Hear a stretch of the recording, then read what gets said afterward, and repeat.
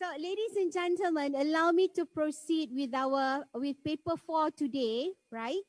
So, we are basically coming into the sub-theme 2, climate action and sustainable green infrastructure, right?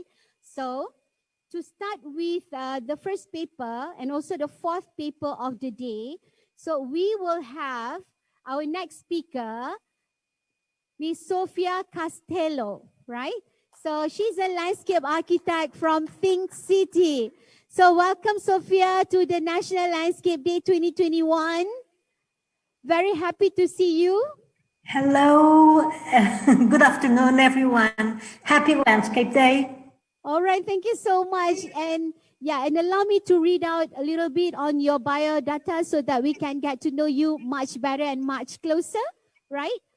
So, Ms. Sofia Castelo is the co-lead of Think City's Resilient Corp and the program manager in charge of the Nature-Based Climate Adaptation program for the urban areas of Penang Island. She holds a degree in landscape architecture and postgraduate degrees in project management and climate change and sustainable development policies. Sofia has 20 years of experience in designing and managing landscape and urban design projects in Europe, China, the US, Australia, and currently in Malaysia. A co-founder of the NGO Malheras Na Architectura, MA, she is committed to the empowerment of women in the public space and in the architecture profession. Several of her projects have won awards from prestigious organizations such as Landscape Institute, UNESCO, and the United Nations. So her title today is going to be Urban Climate Adaptation, the case study of Penang Island and the climate resilience tree species study for Malaysia. So ladies and gentlemen, I don't want to hold anymore because Sofia is already smiling on screen. And we're very happy to hear what you have done in Penang and very happy to see you to contribute to our Malaysian lovely countries. And we welcome you with your paper today and really hope to see something that is very, very exciting from you, Miss Sofia. Over to you. Thank you. Thank you so much. May I just note an excellent Portuguese accent there? Sorry for adding that. Yes. Okay. So I am delighted in the name of Think City and myself. I think there's a small... we have a little bit technical issues here. Hold on, Miss Sofia. Hold on, yeah. So, okay? Yeah, it's okay now. Over to you. Okay, thank you so much. I am delighted in name of Think City and myself to be part of this celebration. As you mentioned, I am working in climate adaptation, but I am a landscape architect. So I will be presenting the climate adaptation program for the urban areas of Penang Island and also the climate resilient street tree species study for Malaysia. As you see, next, please.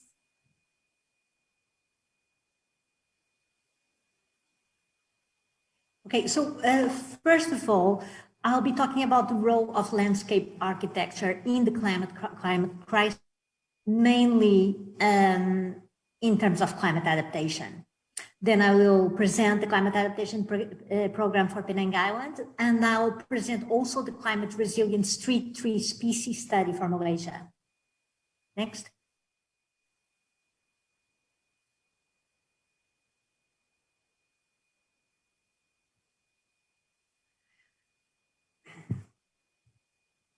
So I believe almost everyone attending is a landscape architect. I see also some arborists that I know. We know how the climate emergency has been threatening our life support systems. And we've seen rather frustratingly how long it is taking for global governments to take action. This is actually, we cannot see the full page here. This is actually a quote from a man published on early 2020 in Bioscience magazine, research journal, in which 11,000 researchers, scientists from 150 countries both joined to sound the alarm on the climate emergency. Soon after, just in March, the pandemic took over the world. And we've also seen during the pandemic how nature started to thrive without human impacts. We also have seen an attempt, a focus, a strong focus on part of all sectors of society, the general public, NGOs, industries, to focus on a green global recovery in order to address the next crisis that's coming, which is the climate crisis. Next.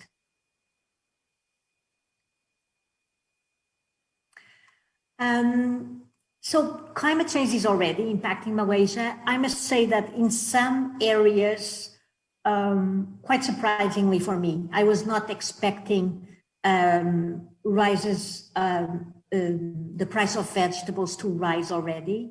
This was, some researchers were expecting this to start happening only in the end of this decade.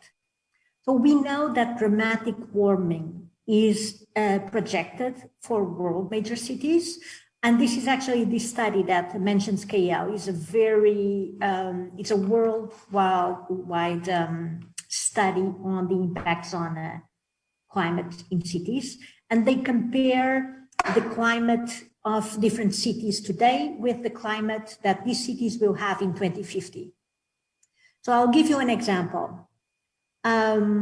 London in 2050 will have the climate that Barcelona has today. Seattle in the US will have the climate in 2050 that Los Angeles has today. My hometown, Lisbon in Portugal, will have the climate in 2050 that Casablanca in Morocco has today. So given these examples, what about Kuala Lumpur or other Malaysian cities? Well, this study has found that in 2050, Kuala Lumpur will have a climate that does not exist on Earth today. So we're talking about very serious, even, let's call it what it is, dramatic projections. We've also seen how the changes in weather patterns, particularly rainfall patterns, have impacted Malaysian cities. We can see here the case of Ipoh, but all cities are impacted. Georgetown had a huge flood in 2017. KL had very recently a substantial flood in downtown area. And also, this is the case I was saying, this is a news from December last year, so just 2 months ago, about the sharp rise of vegetables due to changes in weather patterns. So this is the one I said is coming earlier than expected. And considering that when you're aligned with science and you read the IPCC reports and you understand how studies and projections are being made, the fact is that all studies are done with a very conservative scenario behind them. So almost all projections are actually extremely conservative. Next.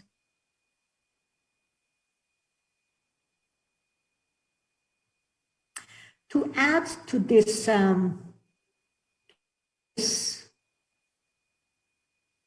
this global challenge, we have the regional challenge. Southeast Asia is one of the 3 regions in the world which will be hardest hit by climate change. This is from the IPCC report from 2018, but it was known before. I remember in 2014, I was already aware that Southeast Asia was going to be very impacted. So the other 3 areas are Sub-Saharan Africa, India. As an example, South America, Central and South America will be much less impacted. All other countries, all other regions in the world will be less impacted than Southeast Asia. Also, urban areas in Malaysia that were not at risk from heat stress in the year 2000, will be in 2050. And I dare to say something even further. I dare to say that these urban areas that were not at risk in 2000 are already at risk in 2020. So what are the main impacts in our cities? More extreme weather events, either heat waves, flooding, and to this accumulates a progressive impact of the slow but steep continuous rise of temperatures. So what can we expect? We can expect flood, structure, and private property. We can expect the negative impact on human and ecosystem health, agricultural production losses, less livability conditions, increased costs of food, and increased energetic costs, because people will need to spend more in terms of air conditioning. Next. Actually, this is an excellent example of how research has been consistent in at least the past 3 decades. So this is actually a study from 2015. I'm pretty sure there are researchers on. So the thing is, in climate science, the newest science, obviously from the best sources, is the safest science. So 5 years in climate science is already a bit old, and usually it's way too conservative. In this case, this is actually a study from the World Health Organization, specific for Malaysia, and they estimate, they calculate here according to what's highlighted is the current path we're in, and not in a realistic conservative perspective. In 1980, Malaysia had 20 days per year with heat waves. By 2050, the country will have 200 days per year with heat waves. We understand that obviously not only this is a situation that will cause substantial impact, negative impact to the country, but it will impact most disproportionately the vulnerable communities. Next. So what are Malaysia's strongest challenges? Heat stress, increased extreme weather events, reduced crop yields with increased food costs, coastal flooding, not in KL or actually in Penang Island, but in many coastal cities, the Klang Valley in particular. And also one challenge that's very overlooked is regional instability with an increased number of migrants and refugees. I'm not sure this is well understood already, but actually this is already happening. The amount of Bangladeshi migrants in Malaysia is already a part of the degradation of their environment. This is something that for now is normal, but there will come a time in which there will be instability due to the desperation of thousands of people.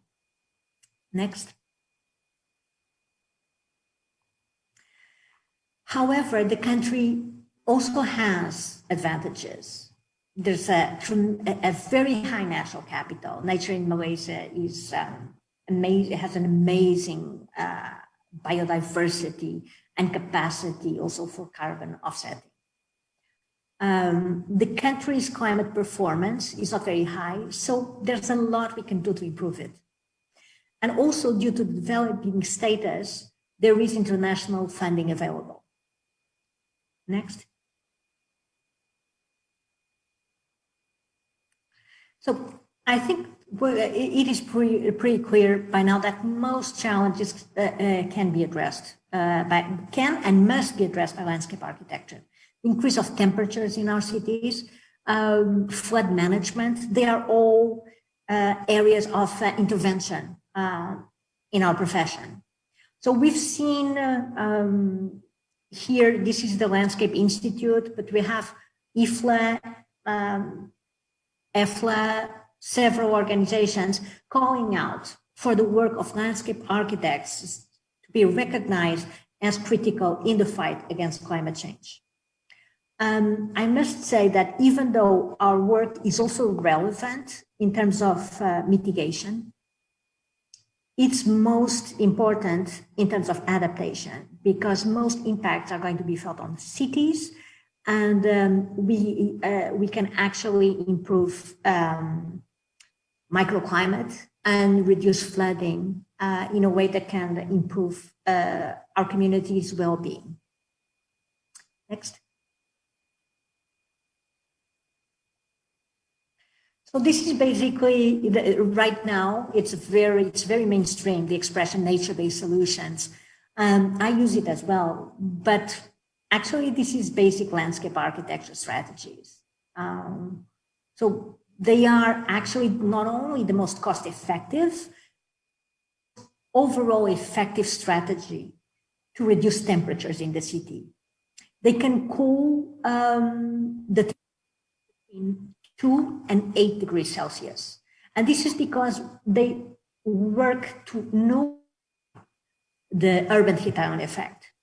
And there are many different ways they do this, through shading, through evaporation, enhancing wind flows, and by combining green spaces with water. This is something that's actually, we've been in several presentations, I've discussed this with non-landscape architect people.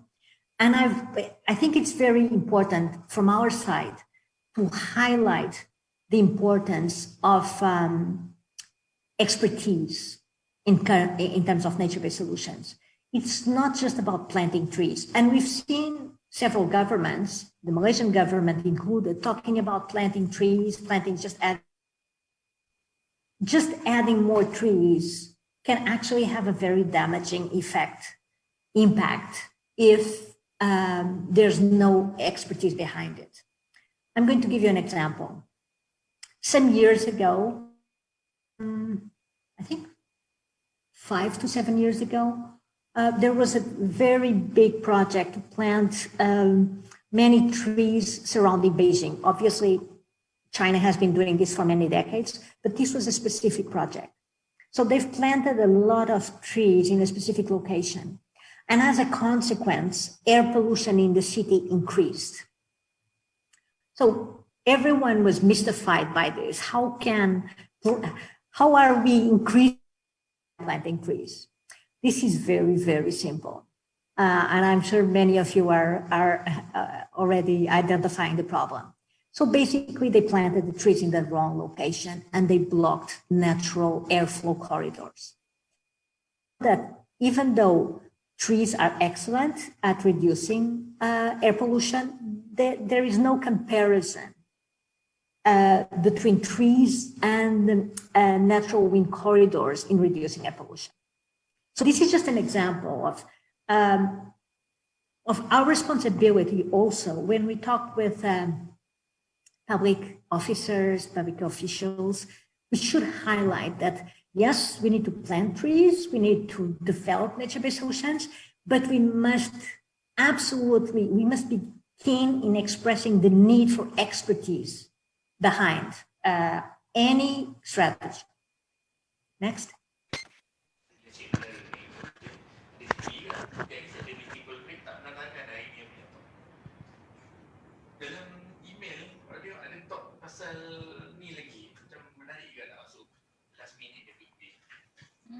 So besides nature-based solutions reducing temperatures, they can also protect cities from sea level rise and flooding. This is basically the sponge cities approach. which has been effectively reducing and almost eliminating floods in China. And this is beyond the additional recreation and ecological benefits. This picture actually is from Singapore. And I remember I think it was 2 months ago, they had these big floods and the entire park was flooded. And the population was alarmed because the park was flooded. And I remember that in mainstream media, public officials were saying, no, don't be alarmed because the park is flooded. The park is flooded because it was designed to be flooded and to absorb the water in extreme rainfall events. Next.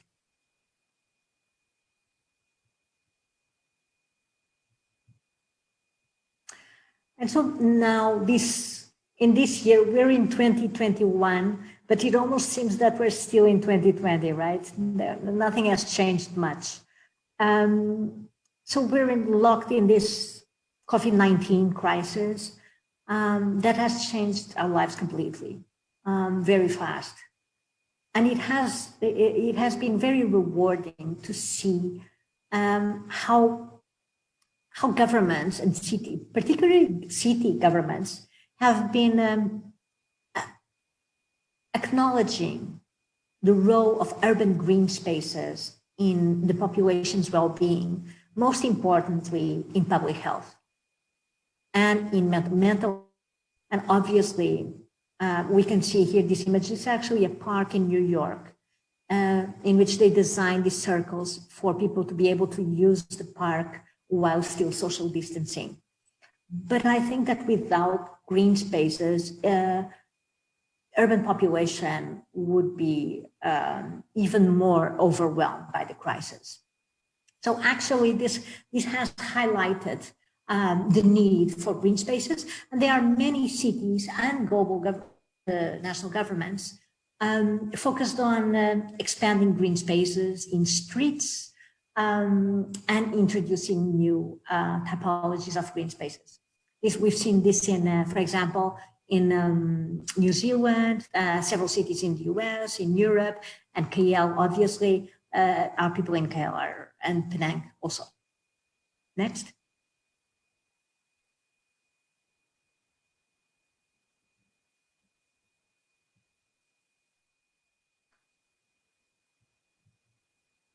So I'll briefly introduce the climate adaptation program in Penang Island. I see many people online that are part of this program, so that's very exciting. So this was a program that Think City has initiated in 2019, together with MBPP and JPS and UN Habitat. So this is the first program to be developed for a city in Malaysia. It is quite groundbreaking from that point of view. And it's a nature-based climate adaptation program. It's a very landscape-oriented program, as you'll see. Next.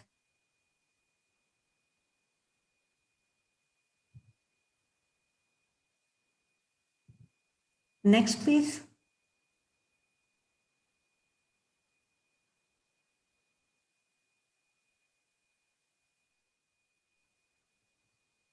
So it's a program focused on, it's a science-driven program in terms of methods and in terms of assessment of impact. We've actually discussed this for quite some time with Jabatan Landskap Negara, and we are completely aligned in terms of making science and assessment of impacts essential, crucial aspect of this program. So the main 4 problems that is heat stress. Actually, there is an expectation that there is a minimum temperature rise of 1.5 degrees by 2030 when compared with 2018. But the raw data from the climatologists from USM, what they tell us is that between 1950 and 2018, using the weather station from Bayan La Paz, the average temperature has increased already 1.5 degrees. So this is actually very surprising because as Malaysia is near the equator, it is expected for temperatures to increase not as much as in higher latitudes. But we see that we are already in Penang, at least temperatures are rising above global averages. And then we have the problem with flooding. NADIM has documented that since 1980, there has been a steady increase of absolute volume of rainfall, 15% of absolute volume of rainfall. And this trend will continue. I'm not sure if anyone else reads the intermediate reports from the IPCC. It's called the United in Science report. And in the last one, the 2020 report that was made available in November, I believe, the trend for Southeast Asia is to continue to have a steady increase of absolute volume of rainfall in the future. It's not only about changes in weather patterns. So we'll see in the future more concentrated rainfall and short-term droughts in Southeast Asia, but there's also an absolute increase of rainfall. And obviously in the case of Penang Island in 2017, just 3-4 years ago, the heaviest rainfall in the history of the state led to 7 deaths and millions in damages. So this is a very serious issue. And then in terms of social vulnerability, we have vulnerable communities and women and girls that we know are disproportionately impacted by climate change. This is already happening with COVID-19 crisis. I think everyone here knows that women are incredibly stressed during this crisis because they have an accumulation of tasks that are disproportionately gender related. And because in this case of this specific crisis, they cannot even have their parents or grandparents help them because of the nature of COVID-19. So it's a very serious issue. I'm very happy with the fact that for most to receive funding from most global institutions, a project or a program must have a gender component. So this is something that's very important to address. And then the fourth problem is gaps in institutional capacity. Most hospitals do not identify heat stress or heat stroke. No municipality adaptation framework has been developed yet. And there is no centralized organizational entity to have a holistic approach to climate change issues. Next.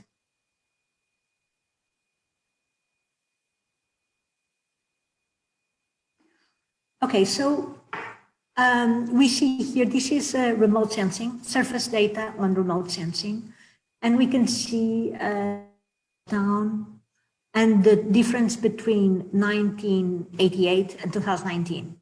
So the minimum temperature has increased 2.4 degrees. And when we're talking about minimum temperature, we're talking green spaces like the botanical garden and so on.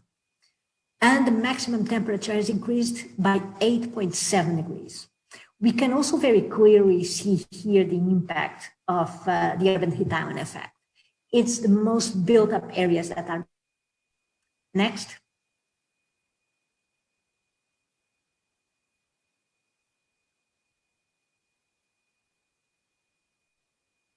Okay, we can see how we can, just very briefly, we can identify the streets that have trees just because they are much cooler. And we can verify this on site. Next. So ThinkCity also has a remote, a thermal imaging camera to assess temperatures, surface temperatures on the ground. And this is a picture, a thermal image of Gel and Brown in Pauticus, which is a very green area of the city. So we can see here that the maximum temperature is 40.1 degrees. This is surface temperatures, not atmospheric temperatures. It's important to note. So, but the most important information here is not necessarily the maximum temperature, but where the temperature is located.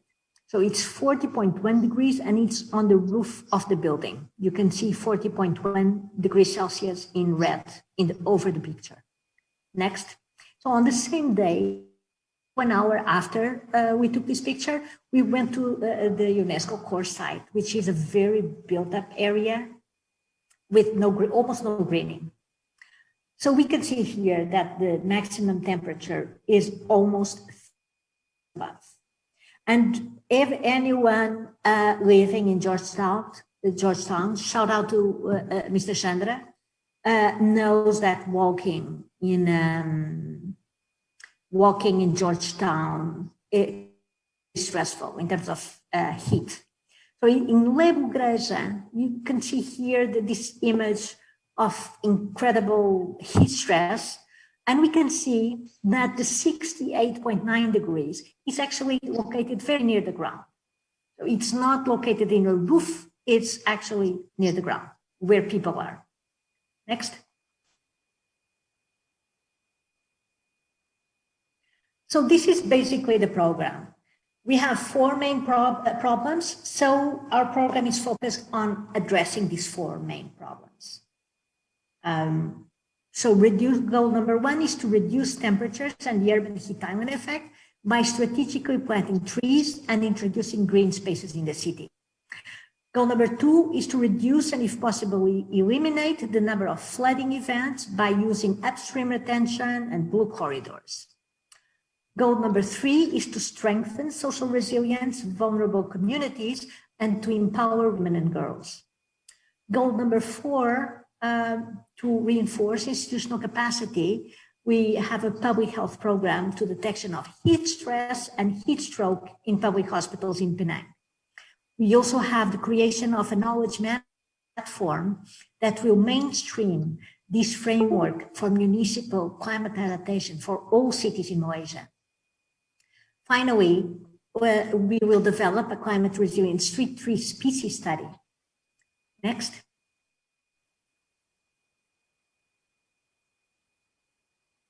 So this is just a visualization of the different green spaces proposed: swales, blue corridors, new tree-lined streets.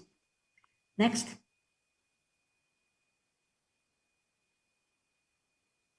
And again, in alignment with our main goals of having a science-driven program in terms of assessment of impact as well. Our expected outcomes are the reduction of 1.5 degrees in atmospheric temperatures in the urban areas and 5.7 degrees in the areas 6 to 8 years after completion of the plan. To have a reduced impact on public health, to reduce flooding and GDP losses, to reduce vulnerabilities, to improve community readiness, and very importantly, all impact will be assessed and made available to the population and anyone via the online knowledge transfer platform. So all cities, just to give an example, all cities will be able to go to our online knowledge transfer platform and see which strategies work better. They can even see which species, if different streets have different species, which they will have, species are being more effective at reducing the temperatures. So actually, the goal is to have this as a starting point for all other programs to be able to build better on the data collected in Penang. Next.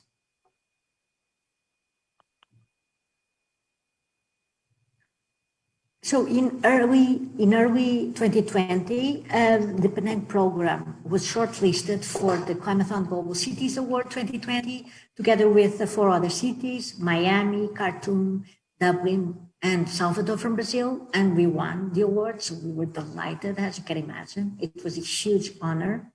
The award was in the monetary prize was of 60,000 euros.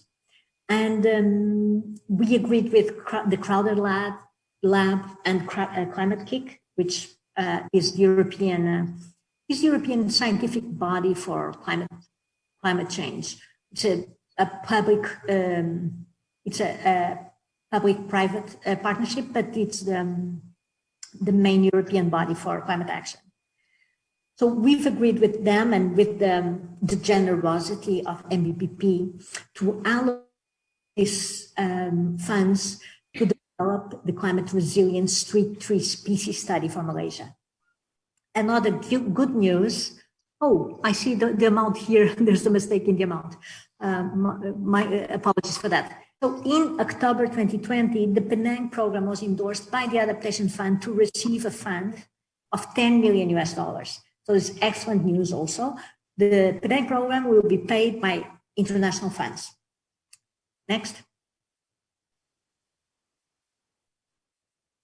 And now with the budget, this award from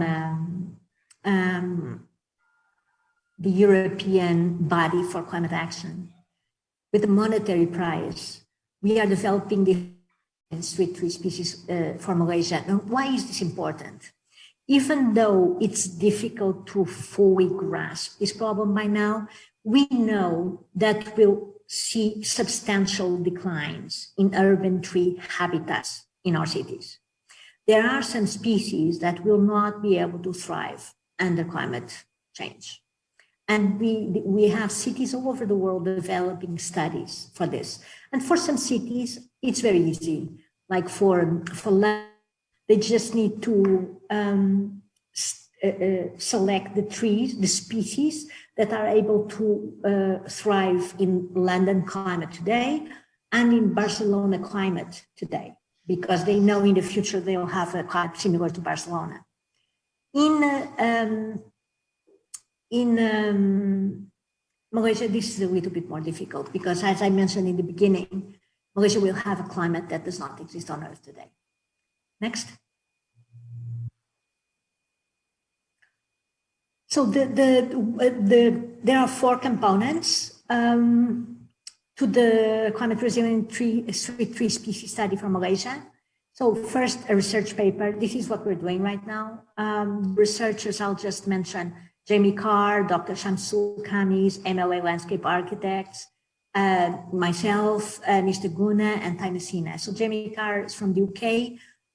He was in charge, he was part of the team, not in charge, of the climate resilience forest tree species for Indonesian Borneo. So we're actually using the same methodology that YUCN used for that study, but for urban trees. Taimacina, she's a botanist from Brazil. She was in charge of the data collection for Brazilian YUCN red list. We're working the data right now. And then after we publish the research paper, we'll have a policy report that will work together with the Jabatan Landskap Negara for cities to be informed of species that are better suited to be planted, so they are resilient in the future. Because when we plant trees today, they will still be here in 50 years, but the climate will be very different.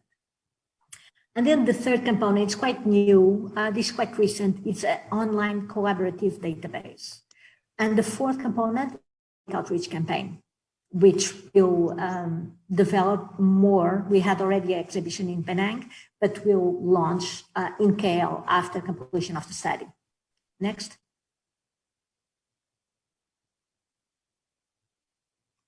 I think I'm talking a bit too much. I'm so sorry, I'll be faster. So So these are some inclusions. The main goal of the study is to identify species that will be able to withstand the coming changes in weather patterns in Malaysia. It will include main climate-related challenges for urban trees, obviously selection criteria methodology, the full list of species, and then for the policy report, standard construction details, specifications for construction, as well as for maintenance. Next. We actually had an online workshop with experts, and I can see several of the experts online.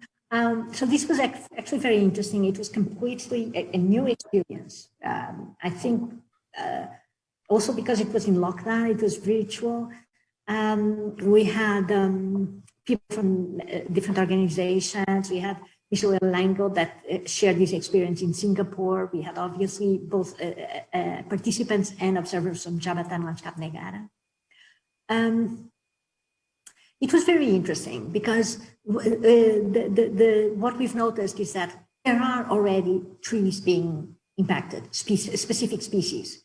Mr. Lango from Singapore mentioned that when they had the drought in Singapore, the aquifer level was very low, and suddenly there was a massive death of rain trees in Singapore.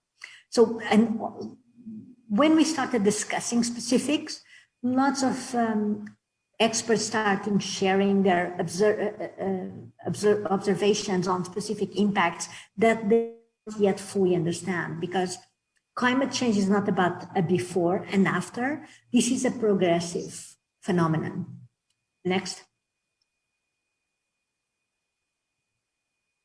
So this is very briefly, just this is the table. All experts filled in 43 criteria, 239 species. Next. We had some content regarding species profile. Next. And then urban suitability, which is very important. It's not climate related, but it's very important nevertheless. Next. And then the climate criteria, which is obviously what we want to talk more about, because not only we need to talk about ability to tolerance water absence, ability to withstand humidity, proneness to interspecific pressures is also very important. Proneness to parasitism and disease. We know that there will be a very big increase of disease in the coming decades because of increase in humidity combined with heat. And then additional desirable characteristics. Right now, this is all the data is we have all the data, it's just being treated. And we expect to publish the results in April, late April. We have the paper ready in late April for publishing. Next. So this is the most, this is the biggest news actually at this point, is that we've decided, like everyone talking, all the researchers, we've understood this is not about the before and after. This is about documenting the impacts we are seeing. So we will create, we're calling it OCLD, an open collaborative online database documenting the climate impacts in the different tree species in Malaysia. And this will also be funded by the Climate on Global Cities Award, and it will be open to all experts, to all landscape architects, and hopefully to be developed. I'd like to extend this to Singapore as well. This is it. It's not yet completed. It's not yet initiated, but it's going to be a very exciting project that all experts can collaborate in the near future. Let's talk about something like a Wikipedia, but for climate impacts for tree species. Thank you so much. Thank you, Sofia. I think I'm just replacing for a short while for Dr. Noratia. It seems that you have a lot of data that presenting to us, and because we are running on time, so I just come up with another question, which is development and preservation is two words of opposite each other. So how could we control the development for just doing the brick and mortars and preserve the nature at the same time? Thank you so much for the question. That's something that we need to we need to develop with nature, working with nature, not against nature, which has been the rule, right?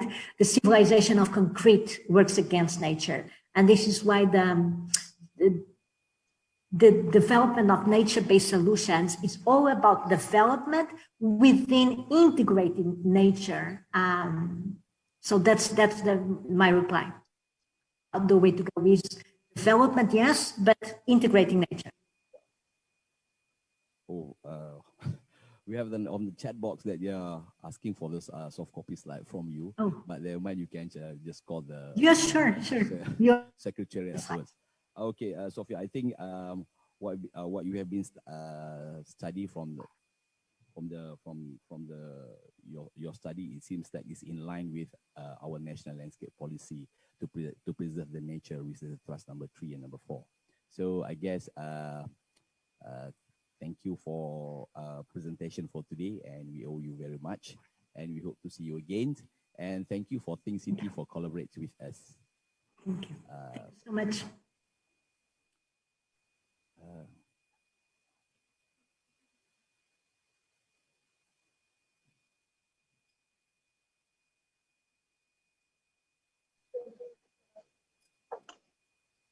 Okay, ladies and gentlemen, we have heard from Sofia just now, very impressive. And there are lots of initiatives and also projects that has been carried out by Sofia and also Think City, something that we can really learn from and we can always continue to do and to perform in landscape architecture industry. And because we all believe that changes in weather patterns are already taking place and impacting all of us. So that means we have to continue to be the caliph of the earth, because as you all know, from morning we say that our responsibilities are very, very huge.